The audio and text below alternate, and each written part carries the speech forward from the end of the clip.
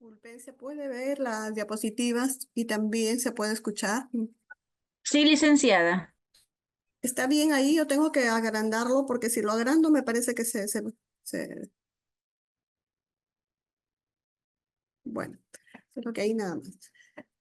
Bueno, les decía, colegas, que este tema de cuidados de enfermería en emergencias abdominales que vamos a tocar el día de hoy, vamos a ver de que dentro de este grupo de problemas abdominales que existen, el síntoma que se da con mayor frecuencia es el dolor, ¿no? Se puede dar en todos los trastornos intraabdominales y también en los trastornos extraabdominales.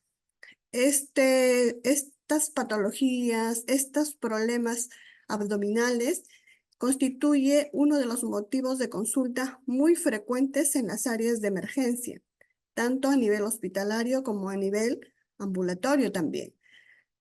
Em, Estas emergencias abdominales suponen un gran reto diagnóstico debido a que hay una gran diversidad de etiologías que pueden originarlo y también las características que se presentan a veces son muy inespecíficas. Aunque la mayoría de los casos suele producirse por una causa benigna y funcional, pero siempre hay un 10% en que se deben a una patología potencialmente fatal, ¿no? Ante un dolor abdominal es muy fundamental identificar la presencia de síntomas y signos que nos van a denotar cierta inestabilidad hemodinámica. Tenemos que buscar la causa desencadenante del cuadro. Tenemos que discernir si se trata de un problema médico o un problema quirúrgico y poder instaurar o dar el tratamiento necesario. Vamos a ver algunas generalidades acerca de estas emergencias abdominales. La interpretación de los signos y síntomas de origen abdominal se considera a veces un poco tedioso, un poco difícil, ¿no? Va a requerir de conocimientos sólidos de parte de los profesionales de salud, va también a necesitarse de mucha experiencia, ¿no? Porque se corre el riesgo muchas veces de dar un mal diagnóstico. A veces uno se confía del dolor abdominal y no le da la debida importancia, por ejemplo, ¿no? Llegan los pacientes con dolor abdominal, simplemente hacen una valoración superficial, les dan su tratamiento y les dan de alta. Al siguiente día, de repente unas horas más tarde, está regresando el paciente con el cuadro clínico ya un poco más de repente el dolor es más fuerte, más intenso, ¿no? Entonces, ya pasaron un buen tiempo, imagínense, y de repente el paciente ya, si es una apendicitis, pudo ser simplemente una inflamación, de repente ya se convirtió en una infección, ¿no? Entonces, o de repente ya viene hasta con signos de peritonitis. Entonces, es muy importante la buena interpretación de todos los signos y síntomas de origen abdominal, ¿no? La enfermera es también parte del equipo de salud que tiene una gran responsabilidad. Ella es la encargada de realizar el triaje de los pacientes en el área de emergencias, ¿no? Cuando llegan con dolor abdominal, a veces este dolor es agudo. Entonces, le compete a la enfermera realizar la valoración inicial, ¿no? Esta valoración inicial pues está enfocada a diferenciar de forma muy temprana los cuadros que presentan inestabilidad hemodinámica de otros cuadros que simplemente están estables. El paciente con dolor abdominal agudo, inestable hemodinámicamente, va a requerir inmediatamente cierta estabilización y control antes de cualquier otra actividad, ¿no? Asimismo, la valoración del dolor también en estos pacientes que sufren, tenemos que saber cuál es hay que saber medir el dolor, ¿no? Para eso existen escalas para poder medir el dolor. Es muy importante y eso lo hace la enfermera. Generalmente los pacientes con estas patologías traen consigo una importante carga de sufrimiento físico y emocional. O sea, el dolor hace que el paciente emocionalmente se altere, ¿no?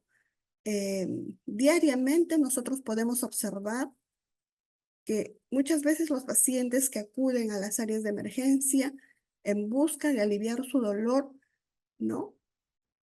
Los tienen a veces tiempo prolongados sin hacer nada, porque existe a veces controversia de que el uso de analgésicos no se debe administrar inmediatamente hasta que se haya llegado a una conclusión diagnóstica, ¿no?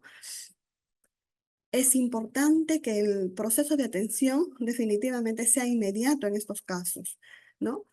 Se debe administrar la analgesia de manera temprana para poder calmar ese dolor y también calmar la ansiedad que le está produciendo el mismo dolor a los pacientes, ¿no? Consiguiendo un aumento de la comodidad y la atención al paciente y también de la calidad asistencial en nuestro sistema de salud, ¿no? Para ello, pues la enfermera juega un papel muy importante en agilizar todos los trámites que se puedan hacer, ¿no? De repente coordinar inmediatamente las órdenes para los exámenes complementarios y sean más rápida la conclusión diagnóstica en este caso, ¿no? Para evitar de repente ese sufrimiento que les produce a algunos pacientes el dolor abdominal, ¿no? Algunos vienen con un dolor sumamente intenso, eh, ¿no? Y otros vienen con un dolor más leve, moderado, pero siempre sabemos que el dolor es algo, algo sugestivo, ¿no? Que te causa bastante alteración.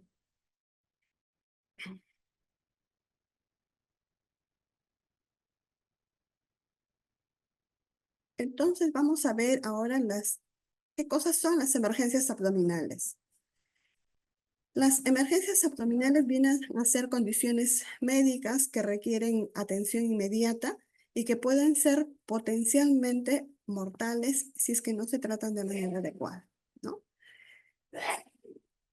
Estas condiciones pueden afectar cualquier órgano que se encuentra alojado en la cavidad abdominal. Es decir, sabemos que la cavidad abdominal alberga órganos importantes como por ejemplo el sistema digestivo, el sistema urinario, el sistema vascular, el sistema endocrino y también el sistema ginecológico, parte del sistema ginecológico, ¿no? Es considerado el abdomen una caja de Pandora. No sabemos qué es lo que trae el paciente, qué órgano está afectado realmente, ¿no? Entonces, estas emergencias abdominales tienen ciertas características, hay muchas características. Sin embargo, hemos tocado algunas que son las más comunes, ¿no? Dentro de ellas, en primer lugar, tenemos al dolor abdominal, que muchas veces este dolor es intenso, este dolor a veces es de presentación repentina, en que el paciente pues está ansioso y asustado. También se pueden presentar náuseas, vómitos, puede haber fiebre, en algunas ocasiones esta fiebre puede ser alta, puede haber diarrea o puede haber a veces estreñimiento. También puede haber sangrado rectal, puede presentarse abdomen distendido, el abdomen puede estar súper distendido, ¿no? Tenso a la palpación, también pérdida del apetito. Entonces,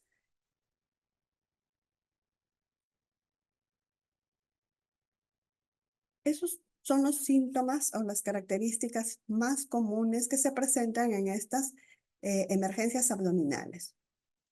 ¿Cuáles son los tipos de emergencias abdominales? Que se presentan con más frecuencia en las áreas de emergencia, los traumatismos abdominales, los traumas abdominales producidos muchas veces por accidentes, ¿no? En los accidentes de tránsito a veces hay golpes a nivel abdominal, también puede producirse también por algún arma de fuego, arma blanca, ¿no? Ahora que hay tanta delincuencia en realidad. También las apendicitis agudas. apendicitis agudas que se dan en todas las etapas de vida, ¿no? Los niños, los adultos y los ancianos. Las peritonitis, las úlceras pépticas a veces perforadas, las pancreatitis agudas, pueden haber obstrucción intestinal, las patologías de coledocolitiasis, hemorragias gastrointestinales, oclusión u obstrucción intestinal, infarto intestinal, las gastroenterocolitis agudas también están dentro de las emergencias abdominales, hernias y otras muchas más, pero he tratado de solamente manejar las que se presentan con más continuidad. ¿Cuáles serán las causas de estas emergencias abdominales, no? Generalmente estas emergencias abdominales se producen debido a infecciones, debido a traumas, a ciertas obstrucciones de algunos órganos intraabdominales, a alguna perforación, debido a una hemorragia, debido a inflamación de algunos órganos, también debido a tumores, a cálculos biliares, a ciertas enfermedades inflamatorias intestinales también, ¿no? Como ustedes han visto, que ya se ha mencionado, existe una gran variedad de causas, ¿no? Tanto abdominales, intraabdominales, como también extraabdominales, que muchas veces pueden causar o similar cuadros de abdomen agudo. Los dolores de origen intraabdominal se originan en el peritoneo, en las vísceras huecas intestinales, las vísceras las vísceras sólidas, el mesenterio o los órganos pélvicos, ¿no? Pueden deberse también a inflamaciones, a distensiones agudas, a trastornos vasculares, generalmente de tipo isquémico. Y también una causa extraabdominal que suele ser de origen coronario, inflamación de nervios periféricos o irritación pleural. Por ejemplo, cuando hablamos de una causa de etiología o etiología de extraabdominal, ¿no? A veces el dolor abdominal se presenta, pero está asociado generalmente a un infarto agudo de miocardio, ¿no? El dolor característico en el infarto es el dolor en la zona, en la región epigástrica, ¿no? Entonces, son emergencias abdominales extraabdominales.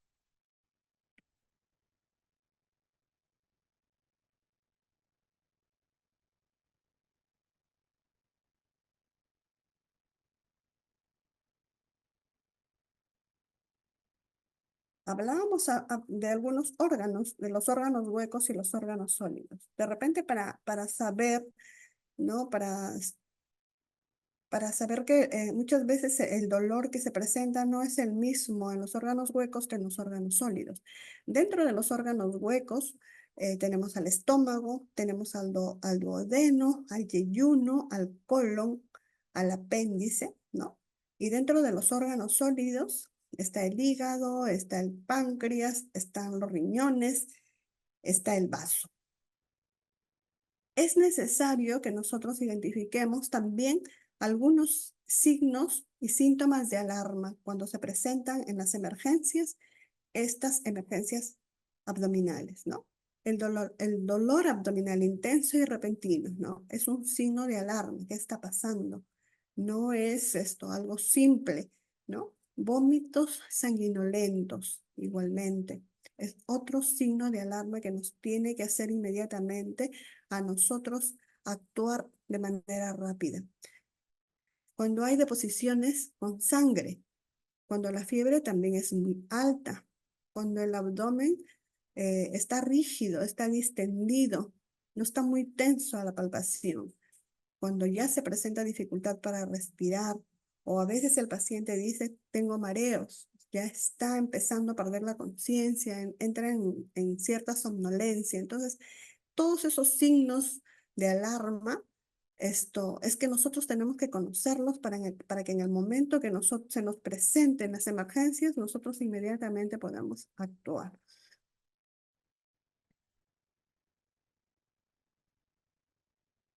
El tratamiento general, en este caso, para estas emergencias abdominales. Tenemos la evaluación inicial, ¿no? En la evaluación inicial ya conocemos nosotros qué es lo que hacemos la valoración o evaluación, en el cual también se corrige. En esta evaluación inicial vamos a corregir ciertas alteraciones hemodinámicas, ¿no? A través de la A, B, C y D. Luego de ello, se consigue la estabilización del paciente.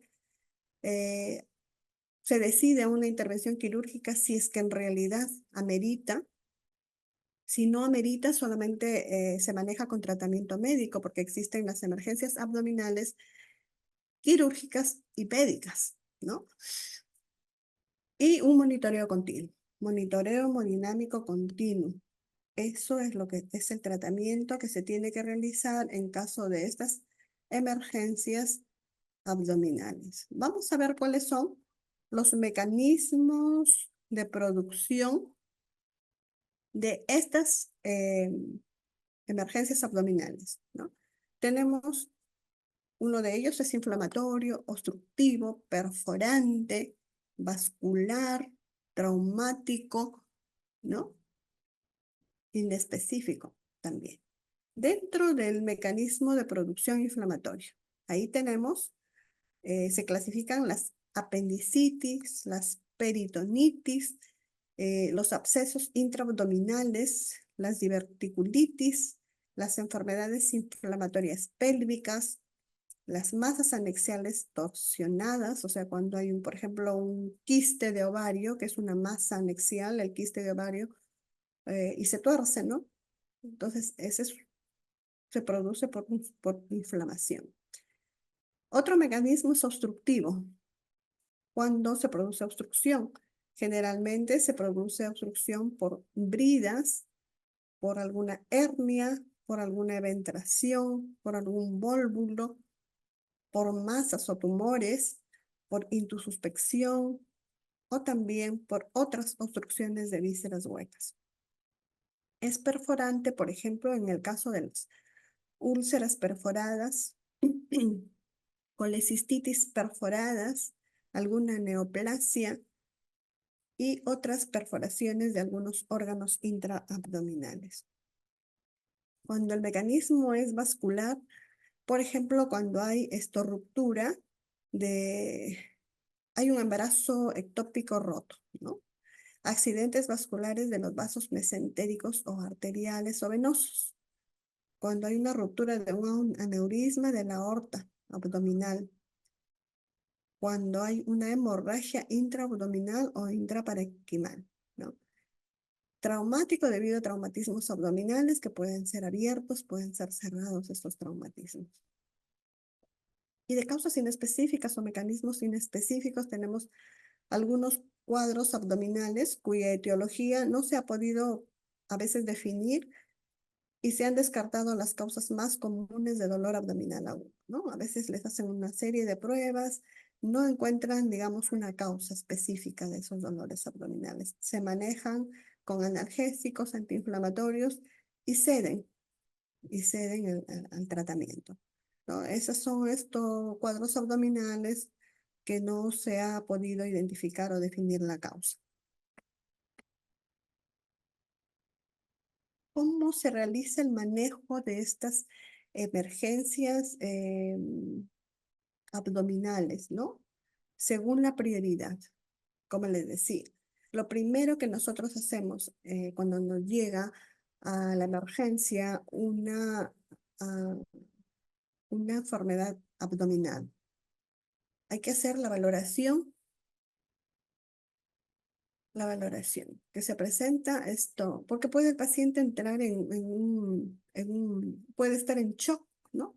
Encontraremos taquicardia, hipotensión, palidez de piel, de mucosas. De repente hay una manifestación de la musculatura abdominal, ¿no? En contracción, ¿no? Cuando, por ejemplo, es un vientre en tabla, ¿no? Entonces, eso ya, como le decía, son signos de alarma que nos van a alertar inmediatamente, ¿no? Entonces, nosotros tenemos que corregir inmediatamente, estabilizando a través del método del A, B, C, D, E, o sea, la valoración inicial, ¿verdad? En el A ya sabemos que ¿qué es lo que hacemos? La permeabilidad de la vía aérea. En el B, la ventilación adecuada. Vemos el patrón respiratorio como está y tratamos de corregir con administrando oxígeno si es que fuera necesario, ¿no? En el C tenemos que ver la circulación, cómo está esa presión arterial, si hay taquicardia, si está hipotenso, ¿no? Inmediatamente iniciar un acceso endovenoso, una vía endovenosa para administrar soluciones, expansores plasmáticos, ¿no?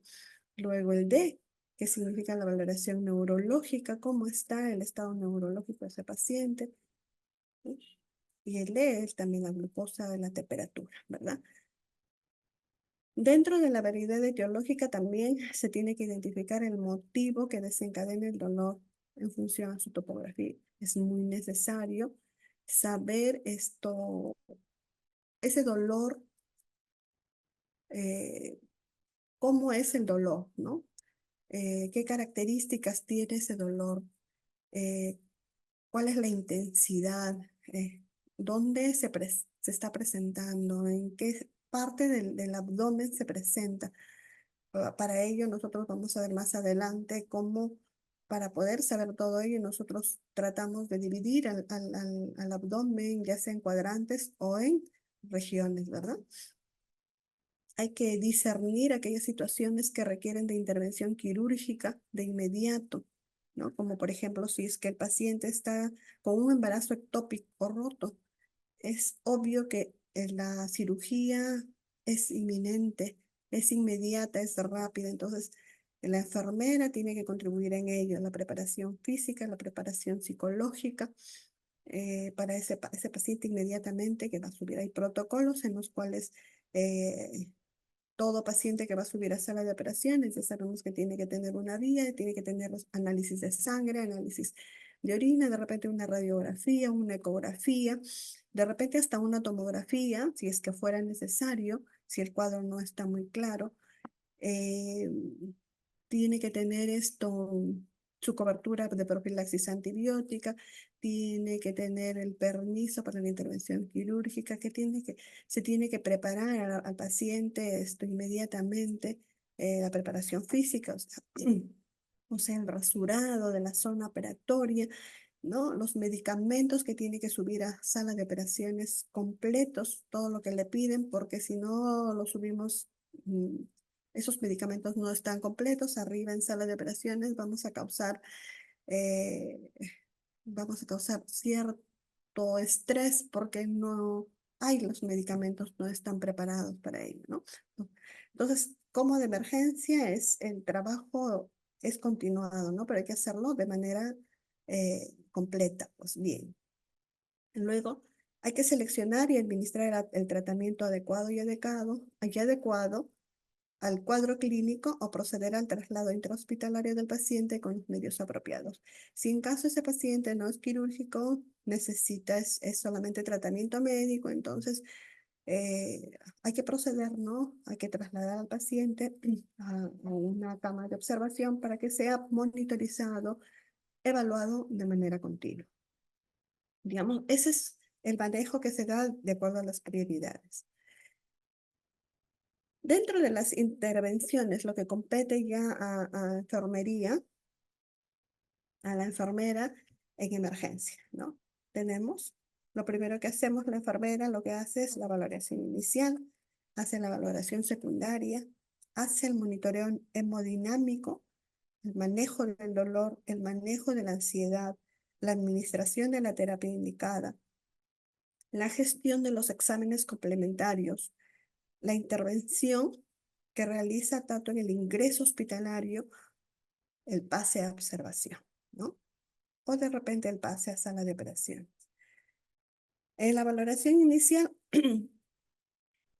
ya sabemos cómo hacemos, vamos digamos, a, a valorar cómo está el estado hemodinámico, los signos vitales, ¿no? Para actuar inmediatamente y corregir y tratar de estabilizarlo inmediatamente. No se tiene que perder el tiempo, porque el tiempo en emergencia es muy valioso, ¿no? sobre todo para los pacientes críticos, para los pacientes que están en peligro de muerte, ¿no? Entonces, en esos pacientes sí amerita la atención que sea inmediata y rápida, ¿no? Entonces, en la valoración inicial, pues le vamos dando cumpliendo todos los parámetros de la B, C y D y E, vamos dándole una serie de medidas de soporte, ¿no? Por ejemplo, en el A, la permeabilidad de la vía aérea. Si es un paciente que llega en estado de inconsciente, ¿no? Hay riesgos de que él esa permeabilidad de vía aérea se altere, ¿no? Entonces, ¿qué tengo que hacer? Tengo que colocarlo en una posición donde no ponerlo en más riesgo a él, ¿no? Tengo que de repente utilizar dispositivos, bueno, en el caso del hospital, utilizaré pues un tubo de mallo para evitar que la lengua caiga hacia atrás y pueda obstruir esa vía aérea y no haya pasaje de oxígeno, ¿no? En el caso de un paciente que está, pues, somnoliento, que está con alteración de la conciencia. Pero un paciente que está, pues, lúcido, que está orientado, que viene y habla, se está quejando, no que le duele, entonces ya yo simplemente paso al B, que es la respiración, que tengo que valorar el patrón respiratorio de ese paciente. Generalmente, como les decía, esta valoración inicial se hace en segundos, ¿no? Si es que observo que ese paciente tiene dificultad respiratoria, está con una saturación que no está dentro de los valores normales, no veo que eh, hace esfuerzo para captar el oxígeno del medio ambiente, ¿no? Entonces necesita oxígeno. Entonces inmediatamente tengo que colocarle oxígeno, ¿no? De acuerdo a la saturación. De repente utilizo todavía un dispositivo de bajo flujo o de repente amerita un dispositivo de alto flujo, dependiendo de la saturación, pues, ¿no? De cómo esté el paciente. De luego paso al C, que ya tiene que ver con toda la parte circulatoria, toda la parte de perfusión cutánea. Eso me va a indicar la presión arterial. Si la presión arterial está baja, entonces eso significa que no hay una buena perfusión cutánea. De repente hay una taquicardia igualmente, ¿cómo está ese pulso? Inmediatamente yo tengo que canalizar vías periféricas, ¿no? Para iniciar inmediatamente suero, ¿no? Generalmente el cloruro de sodio, que es una solución hipertónica. Luego en el D valoraré pues el estado de conciencia. A veces hay escalas, la escala del ABDI y también la del Glasgow, que se utiliza mucho, ¿no? Finalmente, el E, que es la exposición, acá tengo que ver si tiene alguna lesión oculta, la temperatura, tengo que tratar de ver si está hipotérmico, tengo que abrigarlo, porque tampoco puedes tenerlo o mantenerlo así descubierto inmediatamente, ¿no? Eso es lo que hace la enfermera en aquellos pacientes que vienen ya con ciertos signos de alarma, ¿no? Un paciente, por ejemplo, que está ya en un cuadro de peritonitis, de repente ya está en estado séptico, un shock séptico, entonces ahí el paciente está súper delicado, entonces va a necesitar oxígeno, va a necesitar eh, vías, no solamente una vía, sino dos vías endovenosas, ¿no? Y eso ya se va corrigiendo conforme voy evaluando, se va corrigiendo. Luego ya en la valoración secundaria, eh, se hace pues la reevaluación del estado del paciente, ¿no? Una vez que ya traté al menos de corregir lo principal, como es la oxigenación del paciente, que es lo principal, ¿no? En todo paciente crítico, eh, se corrige, entonces ya entro ya a hacer la siguiente reevaluación. Empiezo a hacer la recopilación de todos los datos a través de una entrevista, ¿no? De una entrevista y también de la exploración física, ¿no? En la entrevista, pues tendré que preguntar si es que el paciente está despierto, está lúcido y me puede brindar toda la información. o también la familia, ¿no? Empezaré a recopilar toda la información, ¿no? De cómo ese dolor, cómo se produjo, en qué momento, desde cuándo lo tiene, cómo es el dolor, cómo se llama también esto, en dónde, en qué zona específica le duele, para ya centrarme un poco más en todo lo que es la parte abdominal, ¿no? Toda la región abdominal, uno se centra para hacer ya con más detenimiento la evaluación.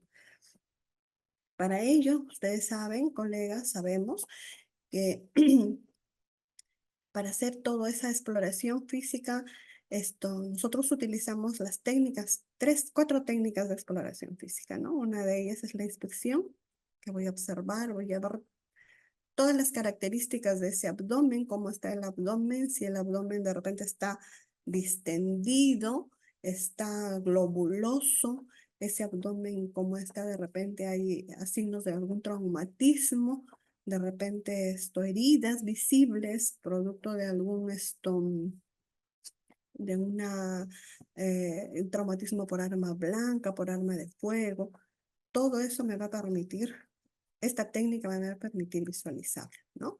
Luego también la auscultación me va a permitir si hay presencia de ruidos hidroaéreos, por ejemplo, en una obstrucción intestinal, estos ruidos están nulos, no existen los ruidos hidroaéreos, ¿no? En una oclusión o suboclusión todavía existen los ruidos, pero son muy disminuidos esos ruidos, ¿no? Entonces, ya por ahí ya estoy empezando a pensar qué es lo que está pasando con el paciente, ¿verdad?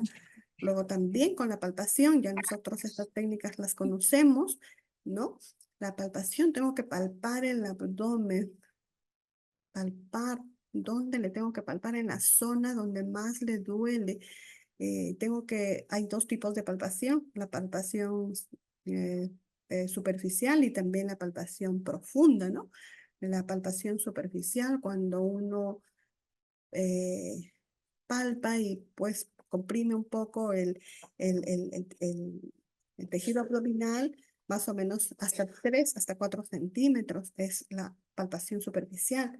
Ya la palpación profunda, cuando ya de 6 centímetros de profundidad hago esa palpación, ¿no? Entonces, a veces hay pacientes que ingresan o que llegan que no permiten ni siquiera 1 centímetro que le hagamos la palpación. Es- Se quejan de dolor, de mucho dolor, ¿no? La palpación superficial no permiten, siempre hacen resistencia para poder hacer esa valoración, esa palpación. Con la palpación también nosotros podemos palpar si hay algunas zonas, algún tumor, ¿no? De repente el hígado también, el hígado si está agrandado, se palpa claramente cuando nosotros lo hacemos, ¿no? La percusión también, que es importante a veces la percusión en aquellos patologías gastrointestinales, por ejemplo,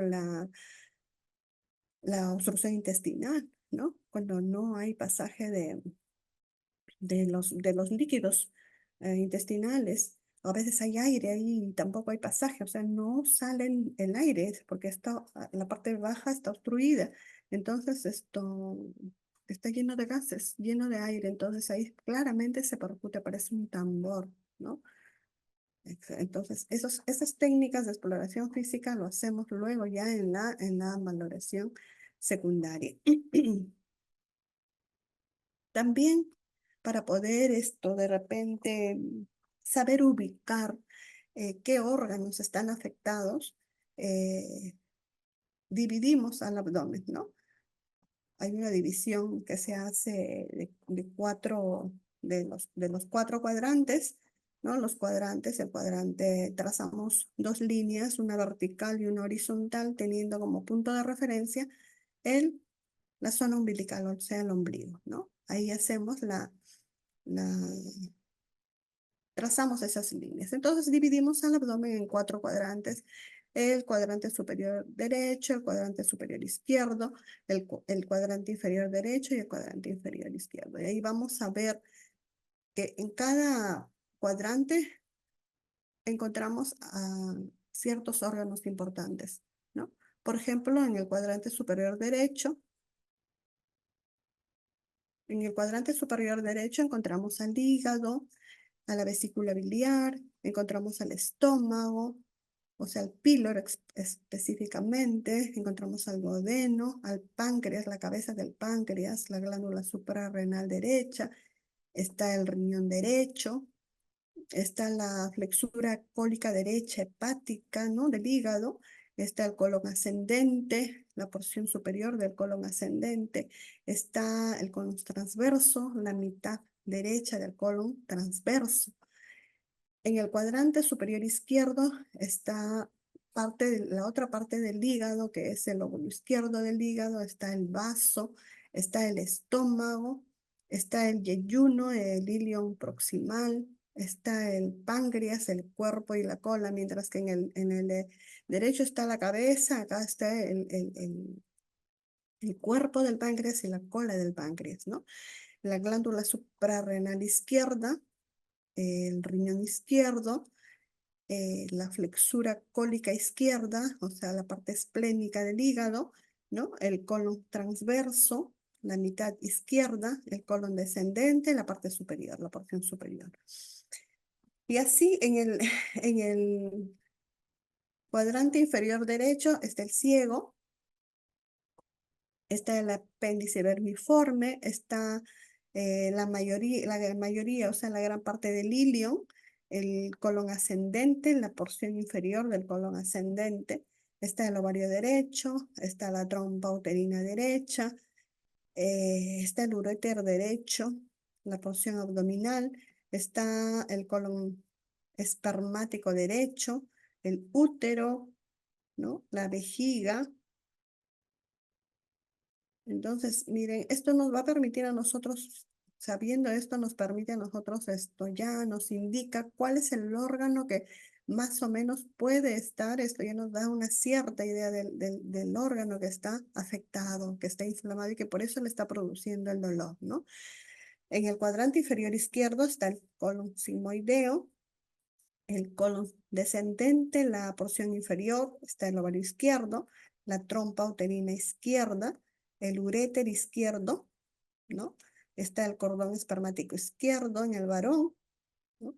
El útero, ¿no? La vejiga urinaria cuando está muy llena también puede esto, se ocupa ese espacio, ¿no? Del cuadrante inferior izquierdo. Pero también existen si quiero ser un poco más precisa de repente, en mi definición cuando yo hago la valoración, en las 9 regiones, ¿no?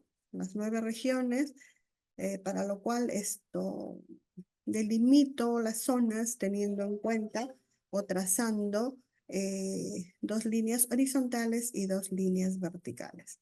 Dentro de las líneas horizontales o las verticales las trazo teniendo en cuenta la línea media clavicular, ¿no? La línea media clavicular trazo una línea tanto en el lado derecho como en el lado izquierdo. Y luego las 2 horizontales en el arco costal derecho y arco costal izquierdo, ¿no? Y pues esto están los 9 cuadrantes. Y que está el epigastrio, el mesogastrio, el hipogastrio, ¿no? En los costados está el hipocondrio derecho, el flanco derecho y la fosa ilíaca derecha. El hipocondrio izquierdo, el flanco izquierdo y la fosa ilíaca izquierda, ¿no? Entonces ahí también me va a permitir esto evaluar de repente con una mejor precisión ya qué órganos se afectan, ¿no? En el epigastrio sabemos que tenemos el hígado, el lóbulo izquierdo, el estómago, la curvatura menor, el cuerpo andro y píloro, tenemos el páncreas, la cabeza y el cuerpo, el duodeno, el tronco celíaco, la aorta abdominal, la vena cava inferior, en la región, en el mesogastro, región umbilical, tenemos al colon transverso, al yeyuno, al mesenterio, el duodeno, la aorta abdominal, la vena cava inferior, los uréteres, el páncreas, la cabeza del páncreas, el duodeno, la pelvis renal. En la hipogastria tenemos los uréteres, el colon sigmoideo, la vejiga, el útero en la mujer, la próstata en el varón y el recto, ¿no? Y así, estos sabemos de que cuál sería el órgano que está afectado. ¿Alguna pregunta si tuvieran, por favor, hasta acá? A través del chat o de repente me lo mencionan. ¿Alguna pregunta, alguna duda hasta acá, por favor?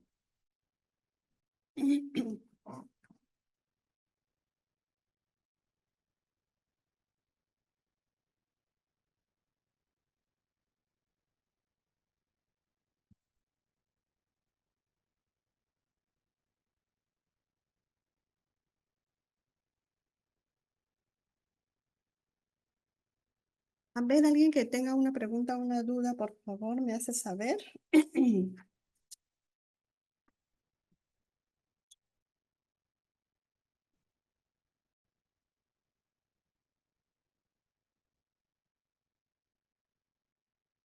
Hola,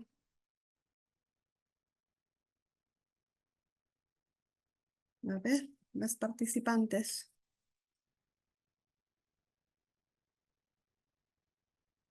María Chávez. Hola, María Chávez, colega.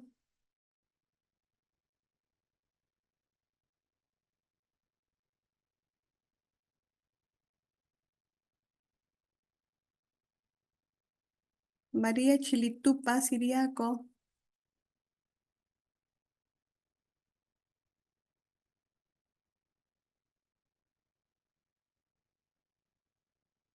María Yesenia. Miss, diga buenas noches. ¿Alguna pregunta que tuvieran hasta acá, por favor, chicas? Colegas.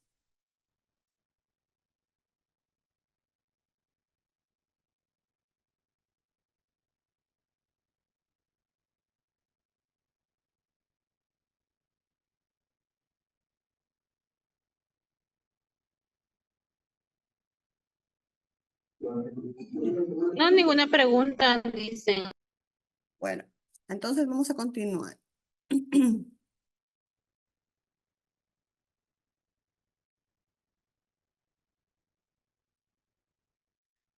Luego tenemos el monitoreo hemodinámico, ¿no? El monitoreo hemodinámico que lo tenemos que hacer de manera continua, o sea, hay que controlar las funciones vitales.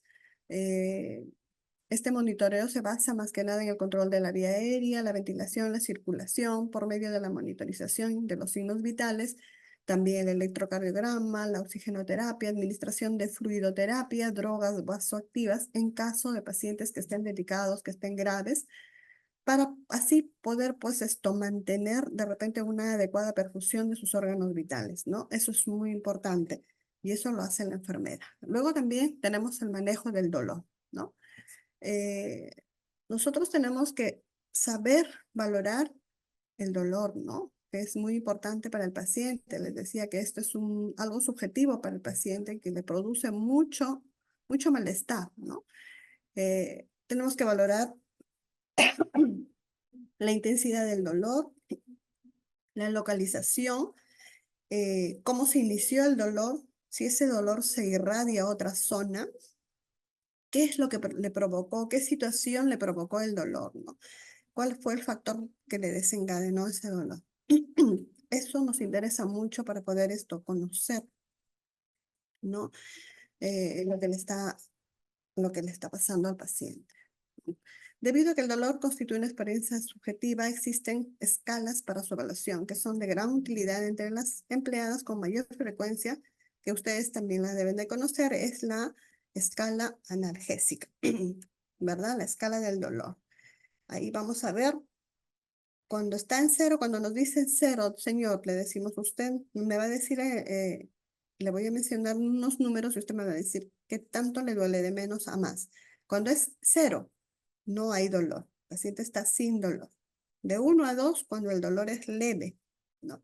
De 3 a 4, cuando el dolor es moderado. De 5 a 6, cuando ya el dolor es severo. De 7 a 8 es muy severo y de 9 a 10 pues ya es un dolor muy fuerte, ¿no? Es lo máximo de dolor que puede haber, ¿no? Ya el paciente a veces acá ya incluso esto puede ya haber esto hasta una alteración neurológica ya, ¿no? Puede entrar en shock, ¿no? Cuando el dolor es muy fuerte. Shock neurogénico, ¿verdad?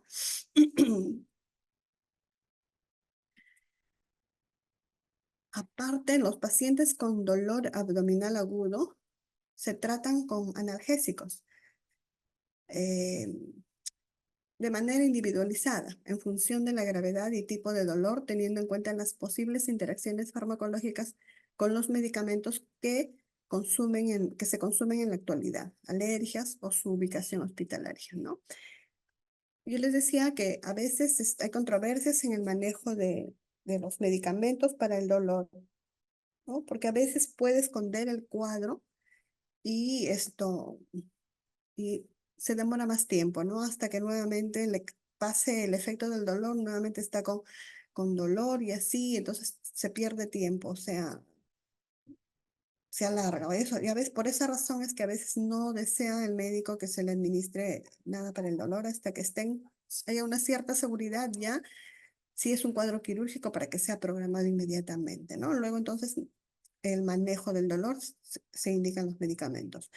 ¿No? Nosotros tenemos que tener en cuenta, ¿no? Tener en cuenta esta escala analgésica de la OMS, ¿no? Siempre se dice que se debe de empezar por la primera escala, el primer escalón, ¿no? Que siempre debemos usar un analgésico simple.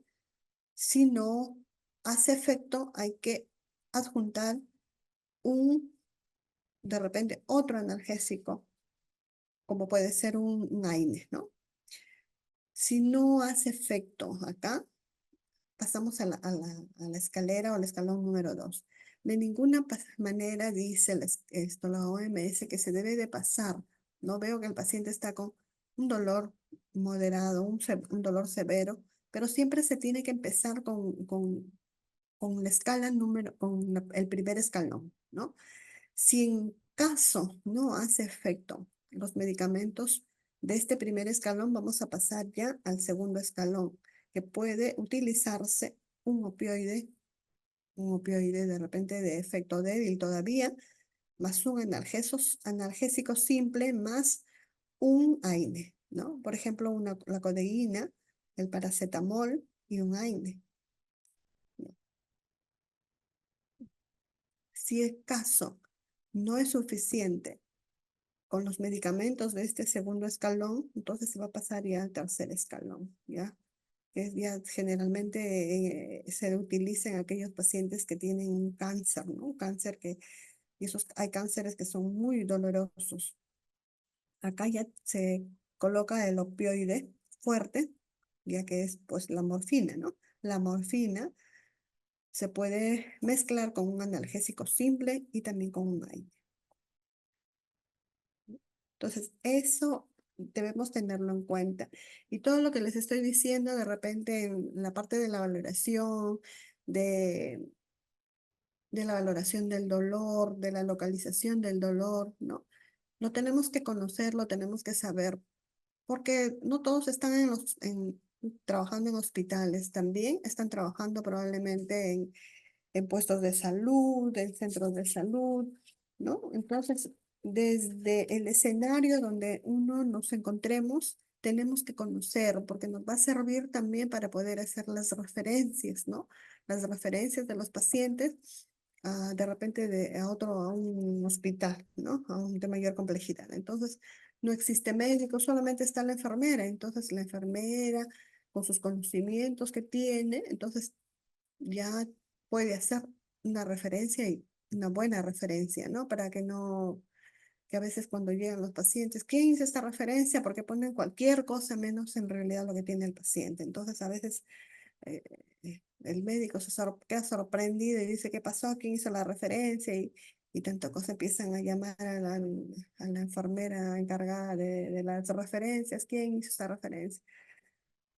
¿no? Entonces no está bien eso, ¿no? El personal, para eso somos enfermeras, tenemos que estar capacitadas, tenemos que día a día la capacitación, ¿no?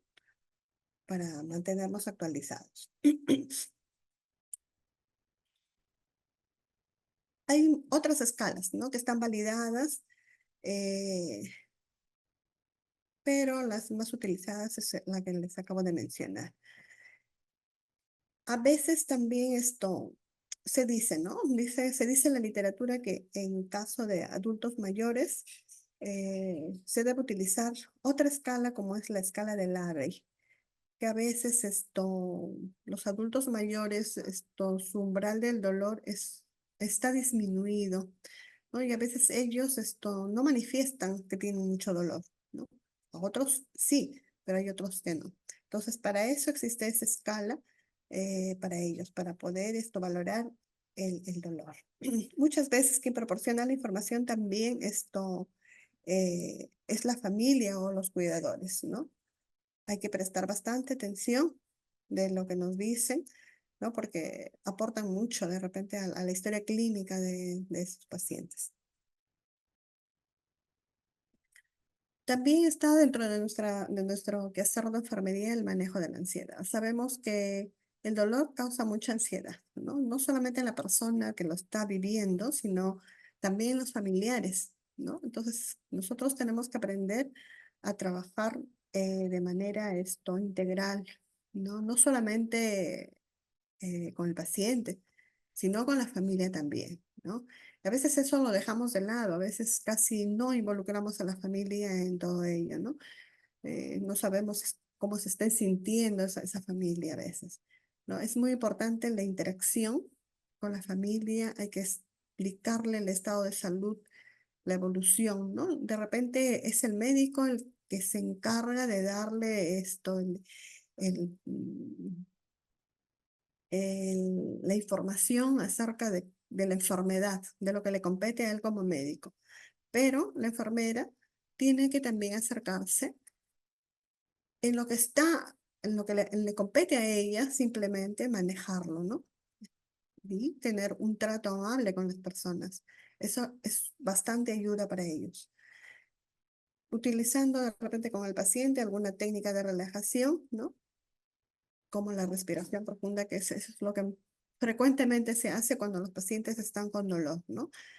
Claro que a veces ese manejo de este dolor, de las técnicas de relajación en el dolor, cuando es un dolor leve, es un dolor moderado, porque cuando ya es un dolor severo, a veces ya no me va a servir de nada yo hacerle que, que realice estas técnicas, ¿no? Entonces, pero la familia también es las personas que también debemos involucrarlo y también ellos también llegan con una cierta ansiedad, cierta preocupación por sus familiares, ¿no? Entonces, también tenemos que trabajar conjuntamente con ellos. Luego tenemos también lo que nos compete a nosotros, es la terapia, la administración de la terapia indicada, ¿no? Generalmente en los pacientes críticos, en los pacientes delicados, los pacientes que observamos que tienen algún signo de alarma, se debe canalizar 2 vías endovenosas periféricas de buen calibre, ¿no? Con un Avogadro número 18. En las emergencias no se pueden utilizar catéteres delgados, de preferencia catéteres gruesos, salvo que sean pues algunos pacientes adultos mayores que tengan algún problema de fragilidad capilar, que sea muy difícil de repente encontrarle la vía, ¿no? La vena. Entonces ahí podríamos optar por otro catéter más delgado. ¿Qué tenemos que hacer? La corrección del desequilibrio hidroelectrolítico en caso necesario. Pacientes que vienen con náuseas, con vómitos, vienen deshidratados, pacientes que vienen con vómitos sanguinolentos, porracios. Entonces ahí inmediatamente tenemos que actuar, ¿no? Eh, Hacer las pruebas cruzadas inmediatamente porque de repente necesita transfusión sanguínea. Encima no sé, ha estado vomitando. ¿Cuántas veces vomitó? Vomitó 3, 4 veces. Algunos familiares tienen traen hasta la cantidad de sangre, a veces en baldecitos ellos hacen o recogen los vómitos de sus pacientes y lo traen para que nosotros los observemos. Y eso es una gran ayuda porque eso nos va a permitir pues ver la cantidad que está perdiendo, ¿no? Y entonces sabemos que si hay una cantidad de esto de pérdida sanguínea, ya puede haber esto, alteración hemodinámica, ¿no? Cuando las pérdidas son esto, leves, pequeñas cantidades, esto, no hay alteración hemodinámica, el organismo trata de compensar esas pequeñas pérdidas, pero cuando ya las pérdidas son muy altas, el organismo se va deteriorando, ¿no? Puede haber complicaciones renales, puede entrar en shock, ¿no? Un shock hipovolémico, entra un shock refractario y ya el paciente se complica, ¿no? Tiene que entrar a la unidad de cuidados intensivos, ¿no? El tratamiento que se da a veces es esto, según la etiología, ¿no? Si el diagnóstico resulta evidente, se instaura su tratamiento, ¿no? De acuerdo a lo que el médico está indicando, ¿no? El tratamiento temprano de estas patologías con riesgo vital, por ejemplo, el shock, como les decía, inmediatamente debe entrar ese paciente a una unidad de cuidados intensivos para ser manejado, ¿no? Si es que no requiere antes la intervención quirúrgica, porque si requiere intervención quirúrgica, tiene que ir directamente de la emergencia, ingresa, se le hace todo lo necesario de acuerdo a los protocolos que tienen las instituciones para que pueda ser intervenido quirúrgicamente, porque el problema, si no se resuelve, va a seguir, ¿no? Si el problema es quirúrgico y no se resuelve, entonces el problema, por más que lo pongas en una unidad de cuidados intensivos, no va a resolver el problema del paciente, ¿no? La valoración de la necesidad de tratamiento quirúrgico es lo importante, o sea, tiene que tomarse decisiones, ¿no? Luego también administración de antibiótico-terapia intravenosa según la orientación del diagnóstico antes y después de determinar las indicaciones quirúrgicas, ¿no? Hay pacientes que no tienen cuadro infeccioso, pero sí va a entrar a salas de operaciones, a veces hay profilaxis, ¿no? Se tiene que dar un tratamiento profiláctico y ya cuando sale de sala de operaciones es reevaluado y ya el médico decide no suspender el antibiótico o de repente continuar. Si es que también encuentra de repente, por ejemplo, una apendicitis que está inflamada, es que tiene una inflamación ya de toda la apéndice, pues, ¿no? Entonces ya le da antibiótico para evitar un proceso infeccioso, pero si a veces solamente está levemente inflamada ese apéndice, lo sacan a tiempo, que así debería de ser, ¿no? No hay necesidad ni siquiera de antibiótico. También dentro de la enfermera, dentro de la intervención de la enfermera está la gestión de los exámenes complementarios, ¿no? Las pruebas que se van a realizar generalmente se solicitan como complemento en la función de una sospecha clínica de los profesionales médicos, ¿no? A veces no basta con la evaluación, con la valoración clínica, sino también tiene que haber pruebas que esto de repente lleven a cabo ya el diagnóstico definitivo, ¿no? Hay que saber que además de estos esfuerzos diagnósticos que tienen limitaciones y tasas de falsos negativos, ¿no? A veces no es suficiente también las pruebas de laboratorio, ¿no? También puede ser que haya un cierto error, un cierto margen de error, entonces ya recurren también a veces a la parte de imágenes, ¿no? Van con las ecografías, van con las tomografías ahora, ¿no? En caso de que los signos y síntomas ya estén bien definidos, hay que evitar que los estudios de imagen avanzados demoren la intervención quirúrgica, ¿no? Entonces ahí está la enfermera para que agilice de manera rápida eh, todos estos exámenes complementarios, ¿no? Porque para no retrasar de repente la intervención quirúrgica, porque a veces sí se retrasa porque el laboratorio tiene mucho trabajo y demoran los análisis en procesarse. De repente el señor de rayos X está ocupado o se salió, ¿no? Entonces tiene que hacer la coordinación para que sea más rápido esto.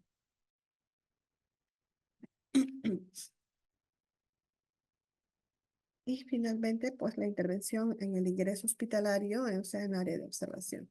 Aquellos pacientes que están hemodinámicamente inestables y que requieren intervención quirúrgica para tratar su causa, tienen que ser estabilizados e intervenidos de urgencia, ¿no? No podemos perder el tiempo. La enfermera tiene que agilizar con su personal técnico, incluso ahora en los hospitales hay mucha demora a veces por los trámites administrativos que se tienen que realizar, porque son del SIS, tienen que ingresarlos en el sistema, tienen que darles una prefactura, ¿no? Entonces, a veces la enfermera ya llama al laboratorio y le dice, mira, necesito que vayas haciéndole los análisis y yo luego te alcanzo ya la orden, esto ingresada por SIS, ¿no? Algunas personas que, bueno, dicen sí. Sí, ya está bien, voy a avanzar, ¿no? Para algunas personas que mientras que tú no le lleves la orden que esté ingresada en el sistema, no lo quieren esto, no quieren realizarlo, ¿no? Entonces, todo eso son, son situaciones que hacen que se produzca cierta demora.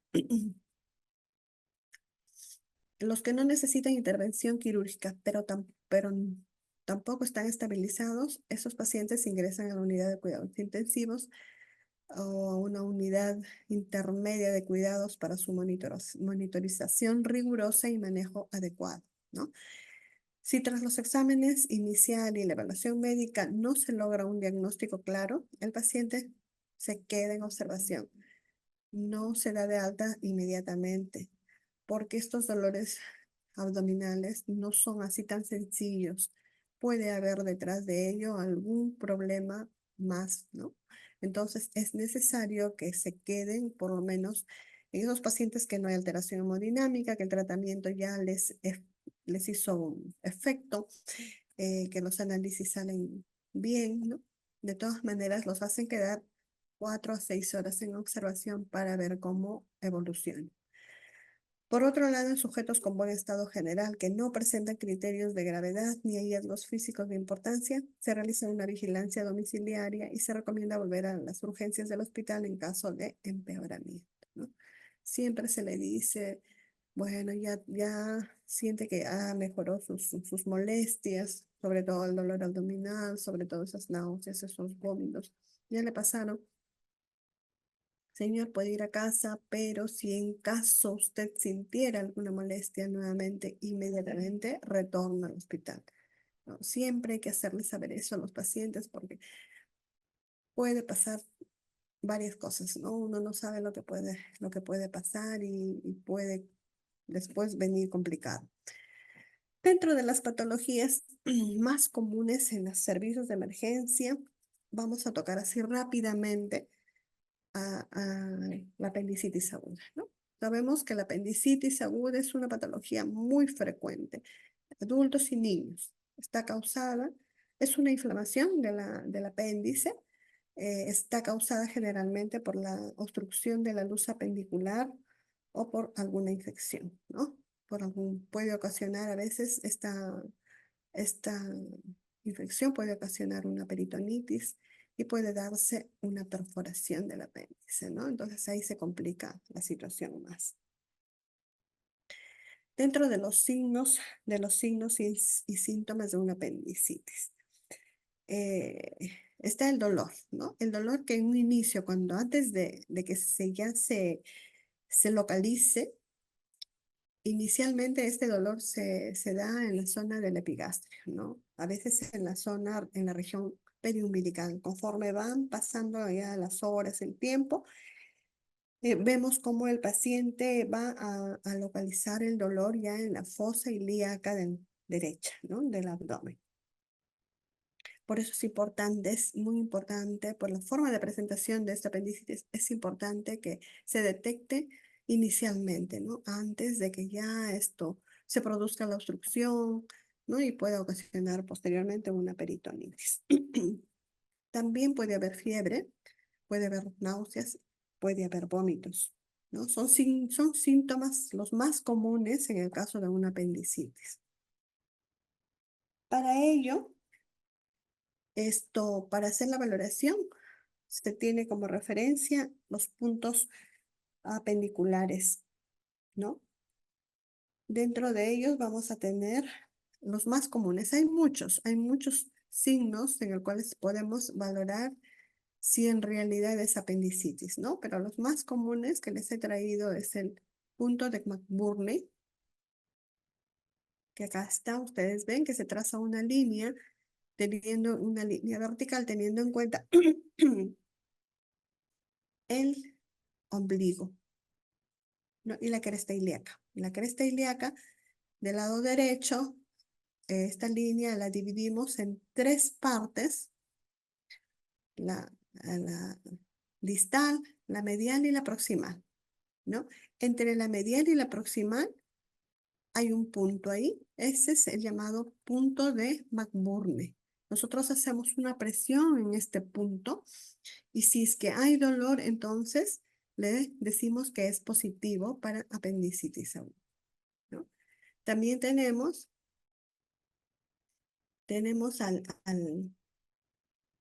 al signo del psoas, ¿no? El paciente debe estar colocado, acostado sobre el lado izquierdo, en posición de cúbito lateral izquierdo, ¿no? Hacemos la extensión de la pierna derecha, ¿no? Le hacemos la extensión de la pierna derecha, la cadera derecha y va a haber dolor también. Entonces también decimos es que al hacerle este signo, entonces si hay dolor, entonces también es positivo para apendicitis aguda. Y por otro lado tenemos el signo del obturador. Cuando flexionamos al paciente lo ubicamos en posición de cúbito dorsal, ¿no? Y flexionamos la cadera, colocamos la rodilla en ángulo recto, realizando la rotación interna de la extremidad inferior, lo que en este momento el paciente se va a quejar de dolor, ¿no? En la región, en el apéndice, pues, ¿no? Refiere dolor, entonces también se dice que es positivo para la apendicitis.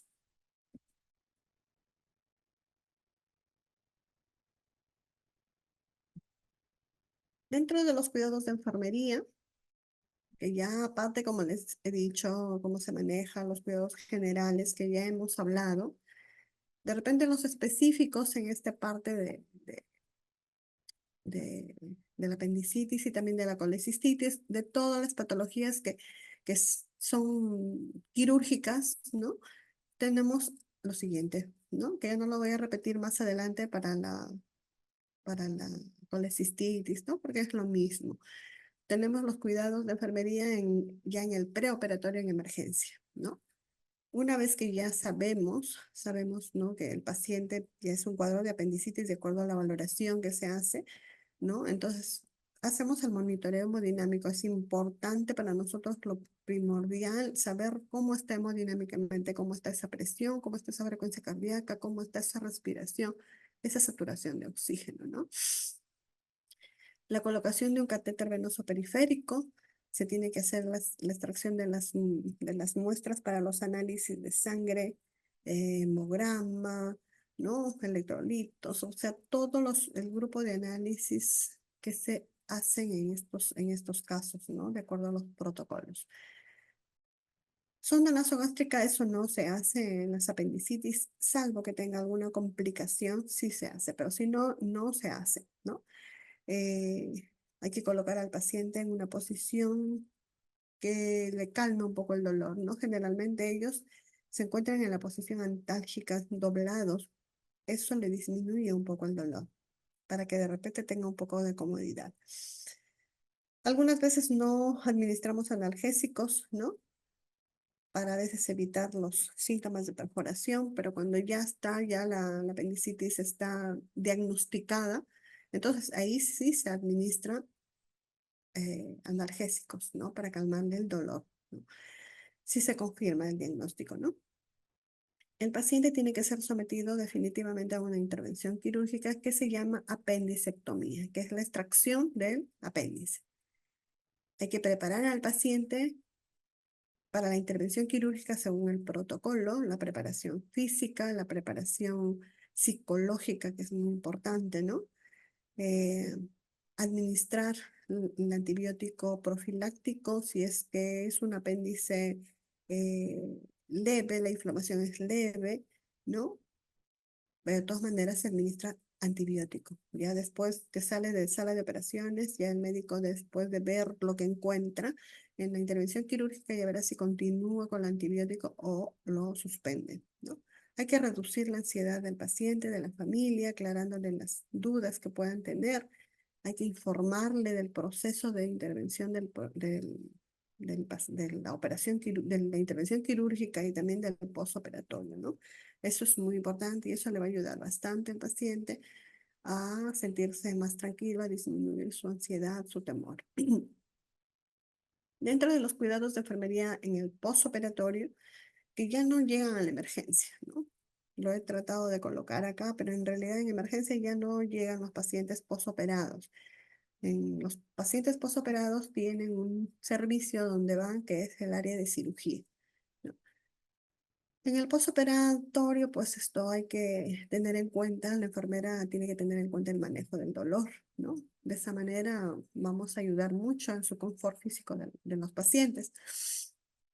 Cuidado de la herida quirúrgica para evitar de repente aparición de infecciones, administración de medicamentos indicados o prescritos. En algunas personas se le coloca para que puedan esto deambular de manera precoz, temprana. Es importante, ¿no? Para que de esa manera esto haya una buena circulación en la zona de la herida y rápidamente se mejore. Pueden a veces utilizar alguna faja elástica, pero en las apendicitis es muy pequeñito el corte. De repente en las peritonitis, en las colecicitis, que son operaciones más grandes, ¿no? Control de la diuresis, hay que ver después que es operado el paciente si orina, si no acciona. A veces esto no quieren orinar porque después de la anestesia que les ponen, anestesia epidural, ¿no? O raquidia, eh, hay un poco de relajación, a veces desfiltran y no quieren orinar o no orinan. A veces se ha dado en varones, ¿no? A veces hay que estimularlos para que orinen, por eso es importante el control de la diuresis, ¿no? Si no, tenemos que estar valorando, si de repente hay globo vesical, entonces tenemos que manejar ese problema colocándole una sonda Foley. Detección de signos y síntomas de infección, ¿no? Hay que ver si hay fiebre, hay que ver alrededor de la herida, esa zona, si está limpia, está seca, no hay signos de enrojecimiento, de dolor, ¿no? Los ruidos intestinales también es importante, ¿no? Porque después de una intervención quirúrgica a veces hacen un hilio paralítico, ¿no? Entonces es como que hay una disminución de los movimientos peristálticos, entonces pueden hacer un hilio. La enseñanza de los cuidados postoperatorios al darle de alta al paciente y también a la familia, ¿no? Bien, en cuanto a la peritonitis, la peritonitis es una inflamación del peritoneo, que es la membrana serosa que reviste la cavidad abdominal. Casi siempre se produce por invasión bacteriana, que se ocasiona por perforación o ruptura de un órgano dentro del abdomen, ¿no? Por ejemplo, la perforación de una úlcera, de un divertículo o del apéndice, ¿no? También de la vesícula. Se puede producir por una fuga o contaminación en el curso de una intervención abdominal también, o bien por una infección ascendente a través del tracto genital femenino, como por ejemplo las salpingitis, ¿no? También puede ocasionar una peritonitis. Los síntomas principales es el dolor abdominal, ¿no? Al inicio puede ser difuso, ese dolor se va tornando más agudo, más fuerte, ¿no? A veces el paciente se vuelve muy sensible, ¿no? Hay rigidez del abdomen, el abdomen está distendido, el abdomen está en tabla, es muy doloroso, ¿no? Hay hilio paralítico, ausencia de ruidos intestinales, vómitos, náuseas, pérdida del apetito, puede haber fiebre. En algunos casos puede haber signos de shock, o sea, hipotensión, taquicardia, respiración rápida y superficial. Hay deshidratación, manejo trastornos o alteración de el equilibrio de líquidos y electrolitos. A ellos les tienen que hacer análisis AGA y electrolitos para poder manejar esto. O sea, ya es más complicado el apéndice, los apéndices son las más simples, las intervenciones quirúrgicas más sencillas, más simples, ¿no? Pero ya la peritonitis es complicado, ya hay de por medio un cuadro infeccioso intraabdominal, ¿no? Eh, el tratamiento está encaminado definitivamente a eliminar la fuente de infección, ¿no? A veces tiene que ser operado en algunas oportunidades. Hay que controlar la infección utilizando antibióticos de amplio espectro, de acuerdo a cómo esto lo disponga pues, el médico, ¿no? Restituir los líquidos, los electrolitos, hay que controlar a diario la bioquímica en la sangre, o sea, eso es muy importante. Aliviar el dolor con una dosis de medicamentos para evitar que bueno, al inicio se enmascara en el cuadro, ese es en el inicio, pero ya después es necesario colocarle su analgésico para manejar el dolor. No, a veces hay necesidad de colocarle oxígeno porque el paciente está muy agitado, a veces para apoyarlo nada más un poquito de oxígeno, ¿no?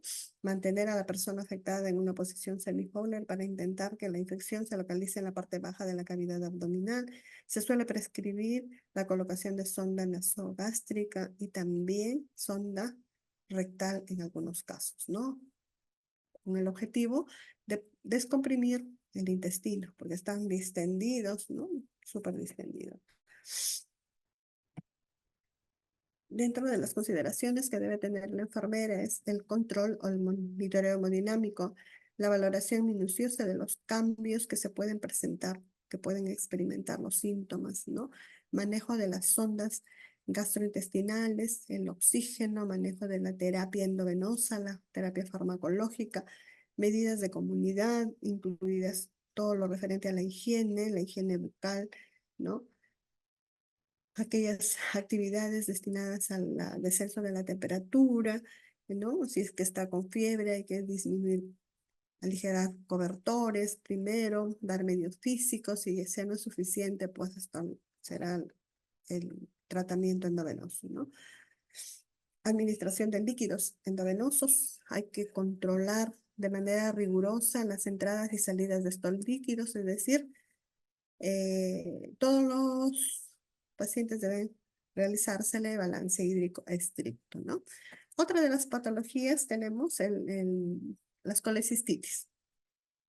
Las colecistitis, que viene a ser la inflamación de la vesícula biliar, generalmente es ocasionada por la obstrucción debida a la formación de litos o lodo biliar, ¿no? ¿Qué cosas son los litos? Son conocidos como los cálculos, son depósitos sólidos que se forman en el interior de los órganos del cuerpo, especialmente en el sistema urinario, en el sistema digestivo, ¿no? Se dice que es uno de los factores de riesgo de la colecistitis, es que va a afectar mayormente a las mujeres, aquellas pacientes mayores de 40 años y obesas, ¿no?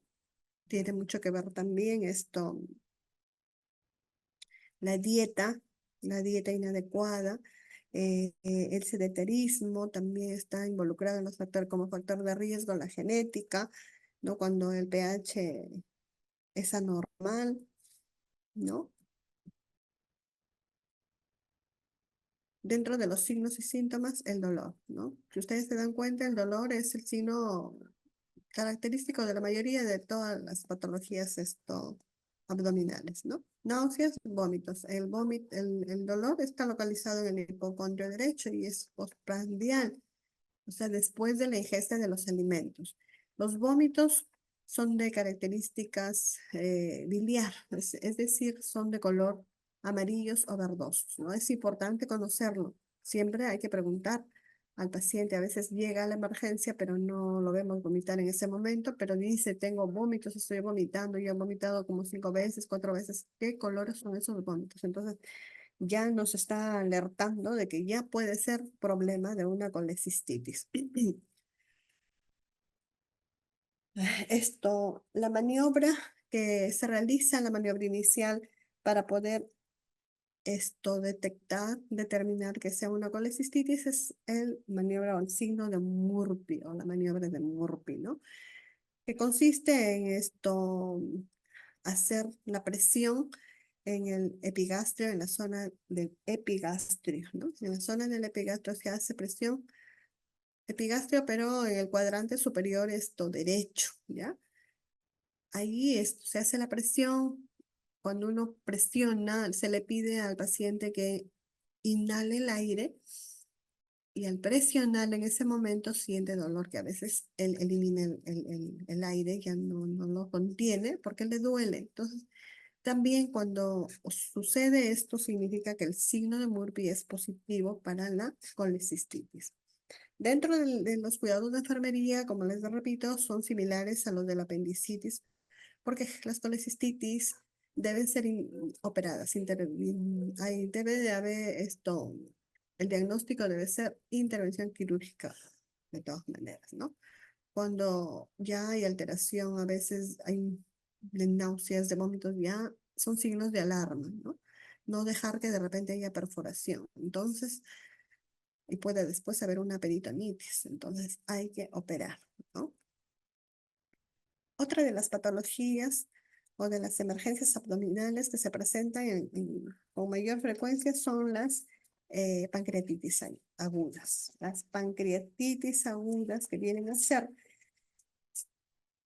un proceso inflamatorio causado por enzimas pancreáticas que degradan al apéndice, ¿no? La etiología o las causas, podemos encontrar diferentes causas. Solamente las he cogido las principales causas, que es el alcoholismo, es una de las causas principales, ¿no? Eh, Cuando hay un antecedente muchas veces de consumo de alcohol importante, ¿no? Puede generar inflamación del apéndice. También el traumatismo, ¿no? Y las obstrucciones del conducto biliar.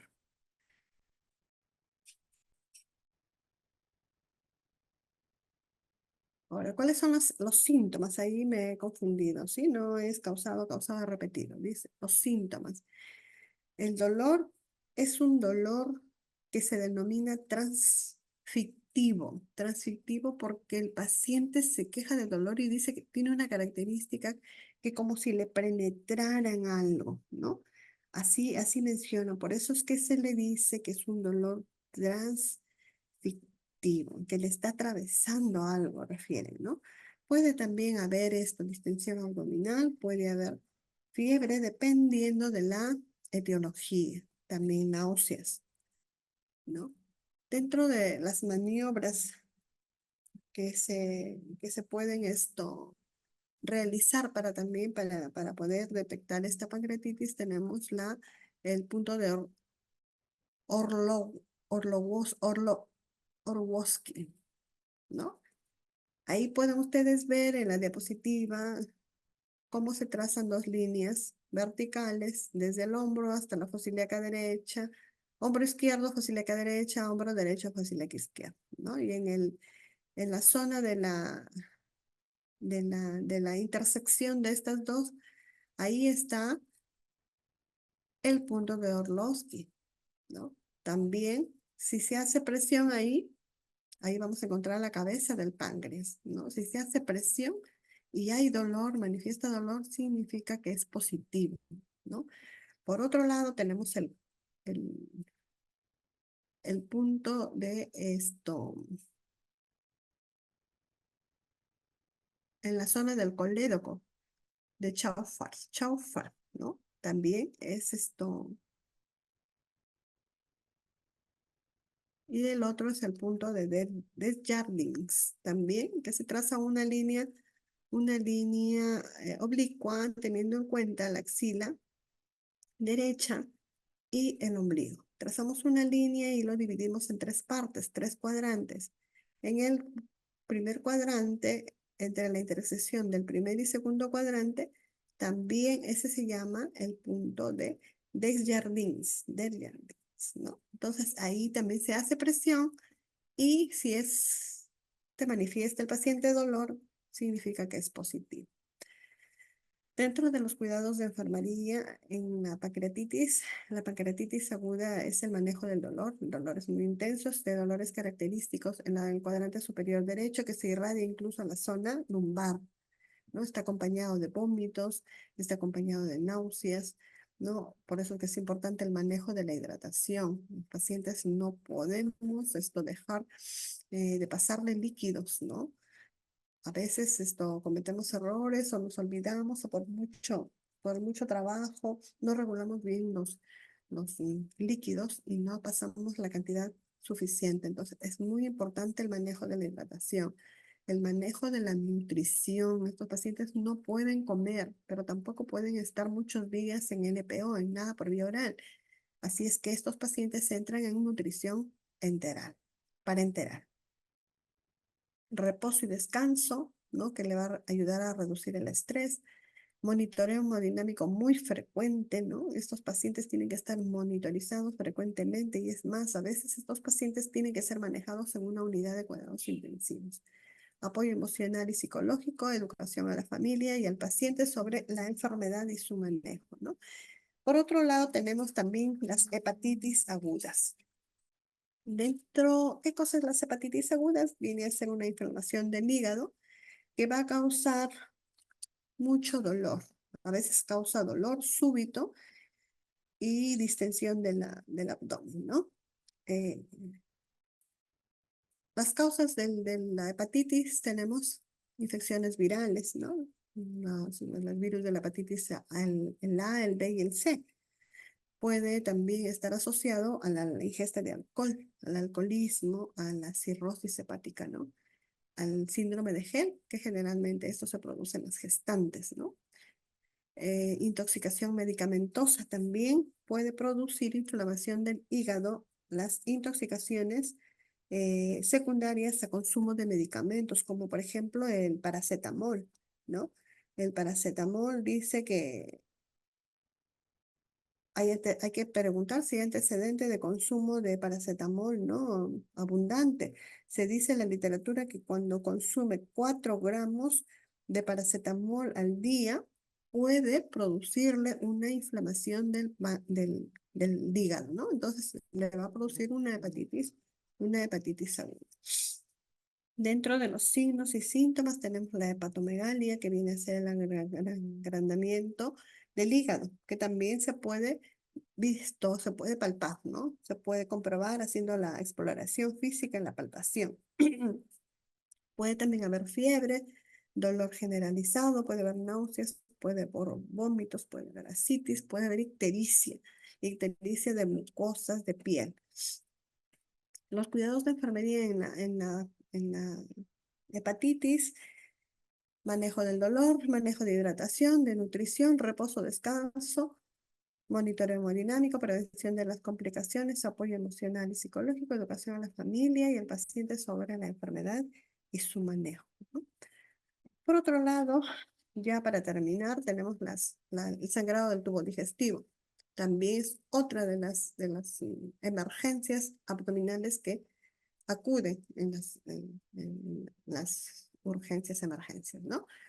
El sangrado del tubo digestivo pues viene a ser las hemorragias intestinales causadas por múltiples causas a nivel gastrointestinal, ¿no?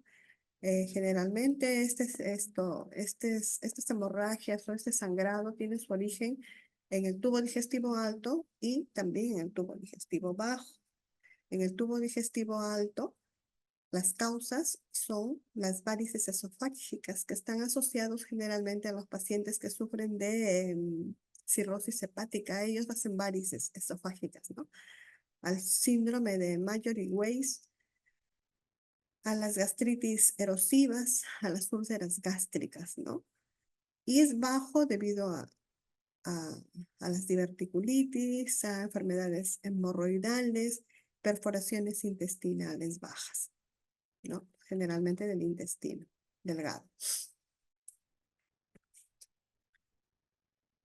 ¿No? Cuando el sangrado es alto, entonces el paciente puede producir hematemesis, melena. Cuando es bajo, hay hematoquesia, rectorragia, vómito en pozos de café, ¿no? El sangrado cuando es venoso es más claro que el sangrado que ya entró en contacto con los ácidos o los jugos gástricos, que se vuelve color negro como café, ¿no? Cuando ya está en contacto con los ácidos del estómago.